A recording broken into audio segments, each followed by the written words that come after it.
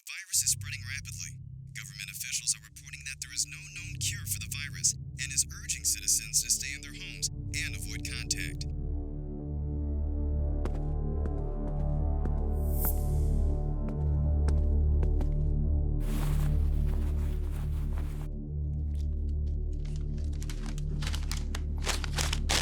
Sjef, du spurte meg forresten.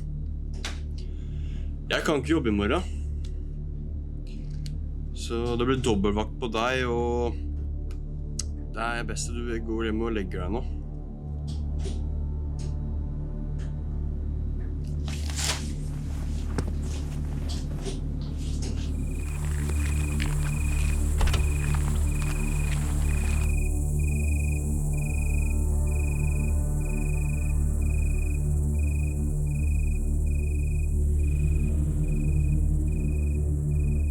Sometimes I think that I live a life without meaning. And the only thing I do is sleeping and working. From one job to another.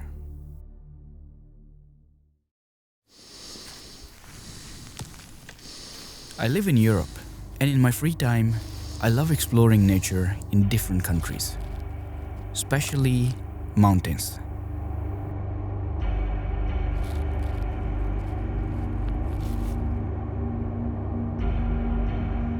But whenever I come back home, this one thing bothers me every single time. Pakistan, along with Nepal, has the world's highest mountains. But they never really get the attention they truly deserve. And somehow, I would love to show the world that how beautiful those mountains are. Now, I can never bring them here, but I can take you to Pakistan.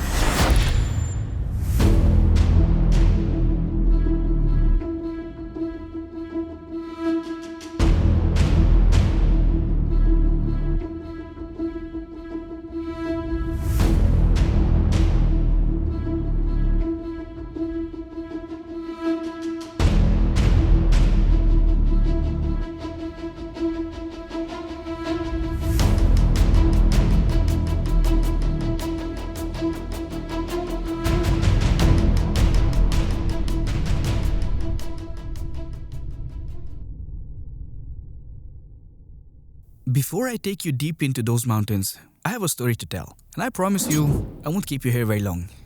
A few months ago, while doing exactly this hike, I made a decision that I will go to North Pakistan and I will watch K2 with my own eyes. Actually, that has been my childhood dream. I grew up listening stories about K2, and it was about time that I do it. If I dig deeper into myself, I have two reasons to pursue this journey. The reason number one is that I've always been interested in 8000ers. I think you get to see Mother Nature at these places at full glory. And that's when you realize that how powerful Mother Nature is. And we human beings are doing a great job destroying our planet at a supersonic speed. So why K2 to experience something like this? K2 is probably considered the most extreme 8000er. It is widely considered the world's most dangerous mountain to climb. Truth be told, more people have been to outer space than on top of Mount K2. This brings me to my reason number two. I have lived half of my life in Norway. So Pakistan and Norway are the two countries I present, and they are very close to my heart. While Norway is often ranked as the world's best country to live in, Pakistan gets very negative attention from international media. It is often associated with terrorism and religious fundamentalism. And we are never shown anything positive about this country. And the only way to change this perception is to show people the other side of Pakistan. So what if I tell you that Pakistan has some of the most amazing landscapes on this planet? It is home to more than 7,000 glaciers, which means most glacial ice outside polar region. 5 of the 14 highest mountains in the world are in Pakistan. While the highest peak in continental Europe is only 4,809 meters tall, Pakistan has uncountable peaks of this altitude. This country is amazingly beautiful, and more than anything, people of Pakistan desperately need international tourism. After I defined my motives, I realized I must start planning. But I have some issues. I struggle with a breathing disorder. My lungs don't function proper, and I always have to use a breathing machine to be able to sleep. And if I don't, it disturbs my blood pressure, which means lower oxygen levels in the blood. and this can be fatal at high altitudes. In addition to these problems, I have had multiple fractures in my lumbar spine, and this makes my mobility very limited. But the mother of all problems is this pandemic. World economy is hit by a financial crisis, and I'm at a huge risk of losing my job. The chaotic world which we once knew has come to a complete end, and coronavirus is shutting down the globe like never seen before. But for my preparation, I remain determined and focused on two important tasks. First, I must learn how to fly drones at high altitudes. Now, my health constraints are a real concern, but there is no way I can document the mountains of Karakoram without proper drone skills. Remember that the air at high altitude is very thin, and it really takes a good drone operator to be able to fly drones in those extreme circumstances. And I started flying early here in Europe, and I'll be doing tons of practice in the next weeks. Secondly, I had to work a lot on my fitness. Now, I've been very lazy during this pandemic, but this time I meant business.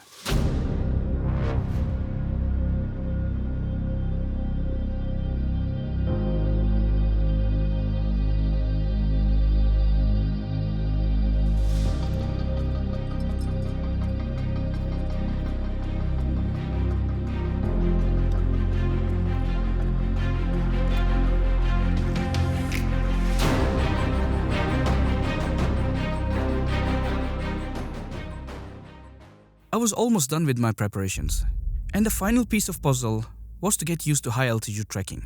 And for that, I literally did high altitude trekking. And very soon, I realized I was ready. So without wasting any time, I took the flight to Skardu in North Pakistan. And here we are going to meet four important people. This is Ibrahim.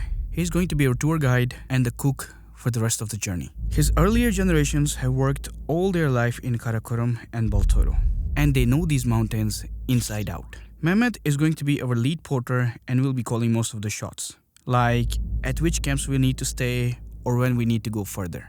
Then comes Hamid. He's kind of a younger brother. Hamid is going to be assisting everyone. You see all those records and documentaries on Netflix? Well, these are the guys who make it possible. And one of my motivations to make these videos is because of these people. Without tourism, they cannot send their children to school. So it's very important that we promote these mountains and bring international tourism to Pakistan. Well, let me introduce you to the last person. This is Nabil. He's my cousin. Even though he's very good trained, he has never seen snow in his life. And as crazy as he is, he's willing to go with me to see K2. Finally, the wait is over. And tomorrow, we are going to start our journey from Skardu.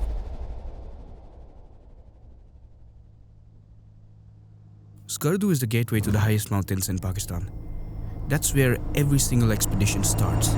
From here, we'll be driving 8 hours to Ascoli. And that road is notorious for being very dangerous. This is going to be one hell of a ride.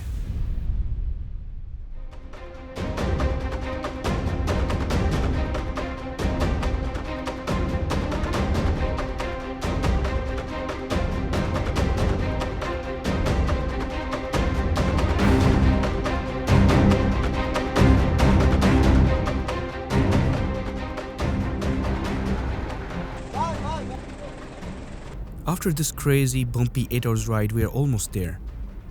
We heard some horror stories on our way that a lot of people they decide to go back just after this drive. Well, look at the views. Wow, this is so beautiful.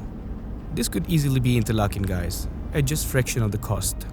We will be resting here for tonight, and tomorrow we'll be driving to Chula camp, and that's where the real action will start.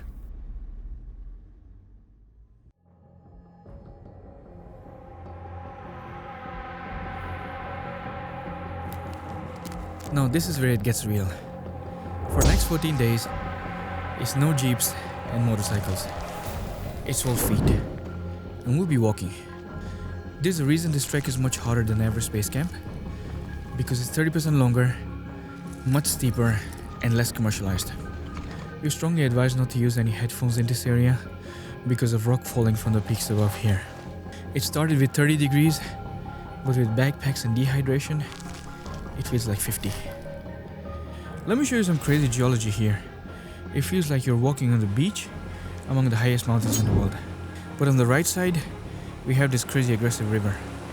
We are really lucky with temperatures today. because this can fill really fast. And the funny thing is that we'll have to go through it on multiple locations. Until base camps, we'll have to cross hundreds of these streams, which is just not going to be possible without Ibrahim's help.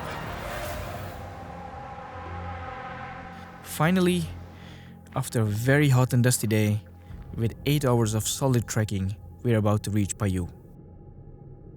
You know what's so unique about this journey? No hotels, no sleeping rooms, no showers. I would call it a master reset. And that's not even the difficult part. The difficult part is to be in constant journey for 14 days. I mean, how often do you do it? Tomorrow we'll have to walk behind those mountains. And to me, Urdukas is the scariest part of this trek.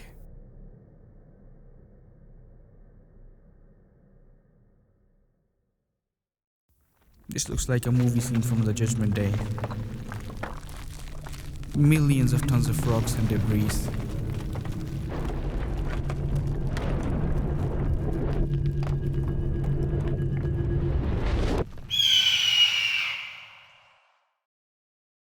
Well, now we have officially started walking on glacier. Remember when I told you that Pakistan is home to 7,000 glaciers? And it's actually here you get to see the effects of global warming.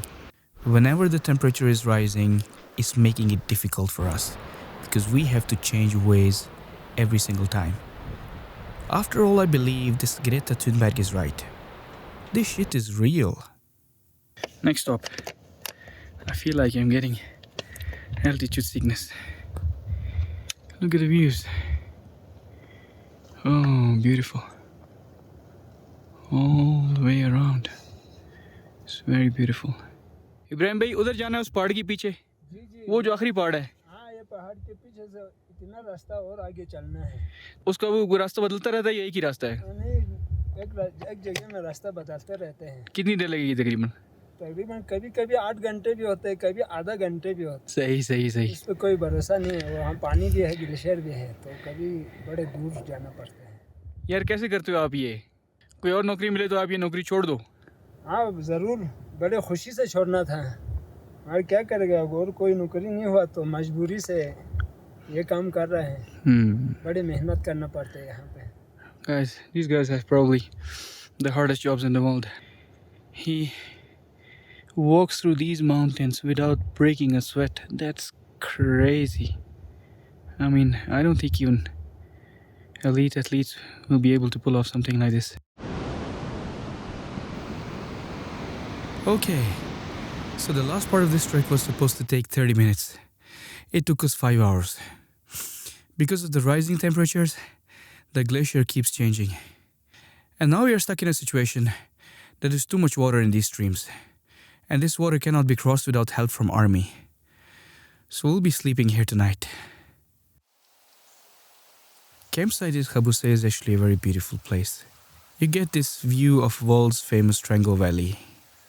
It's a rock climbing paradise. Beautiful.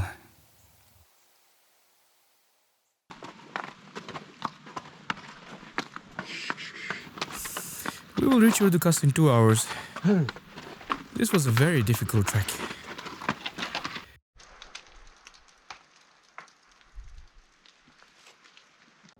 Campsite Urdukas. Oh god, so much sand.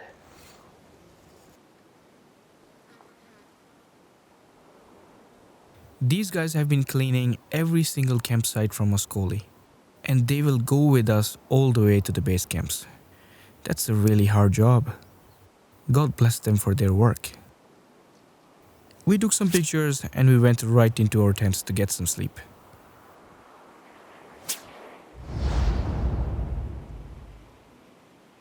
It's the third night and I am really struggling to get some sleep. At this campsite, you keep hearing this rumbling noise of rock falling and ice blocks which keep crushing every single hour. Tonight, we'll be sleeping on one of the world's largest mountain glaciers. And this is a scary, scary place. You've probably heard the famous thing about Las Vegas. But let me tell you something very unique about this place. You are so far away from civilization that whatever happens in Baltoro, will stay in Baltoro.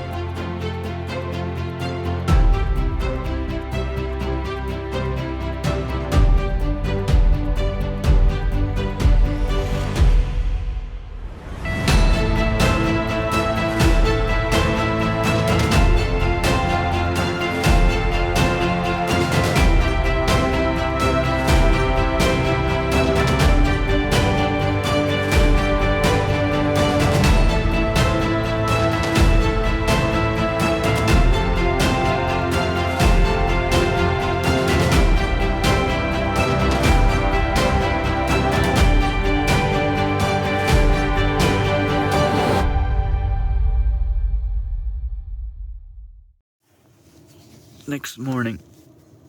Today Gora 2 and tomorrow K2. I came all the way down from our campsite to find a place where we could do our business. It's not an easy job always, but look at the view.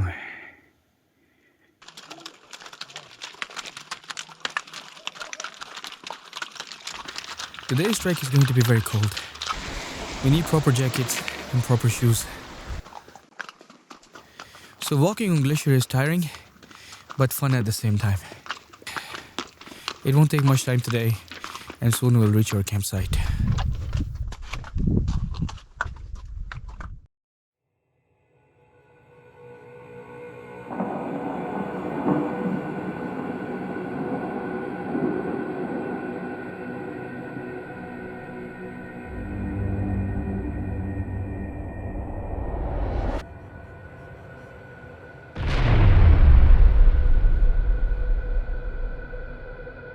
As usual, we took some pictures and we went to sleep.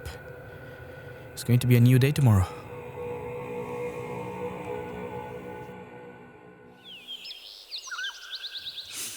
Good morning. Seems like today's the day. We get to see the monster.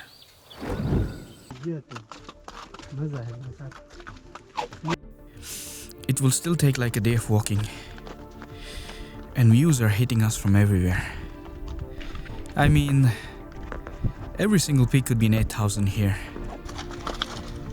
This is so epic. I've traveled the world, but I've never seen anything like this.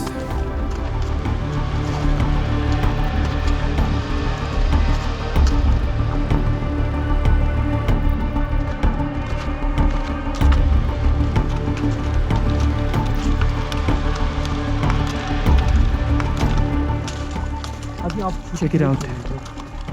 Broad Peak Summit. Oh my god, look at this monster. It's huge.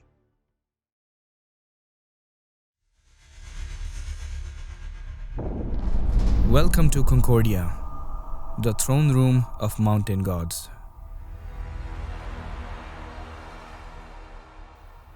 If I remember it correctly, this is the only place on planet where you can see 4 8,000-meter peaks. The weather is getting really bad and everything is hidden. The time difference between the left picture and the right picture is only 30 minutes. That's how weather changes here.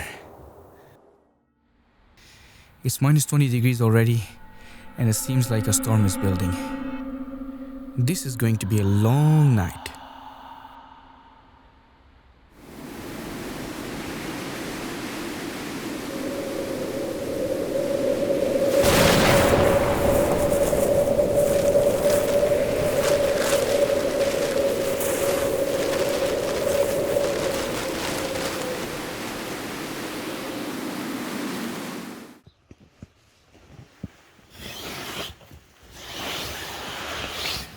Next morning, same problem.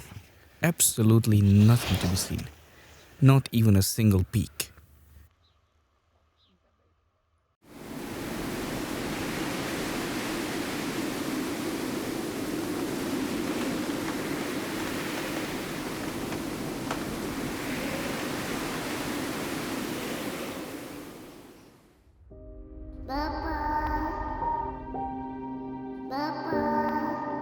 I badly realize now that why people miss their children at these places.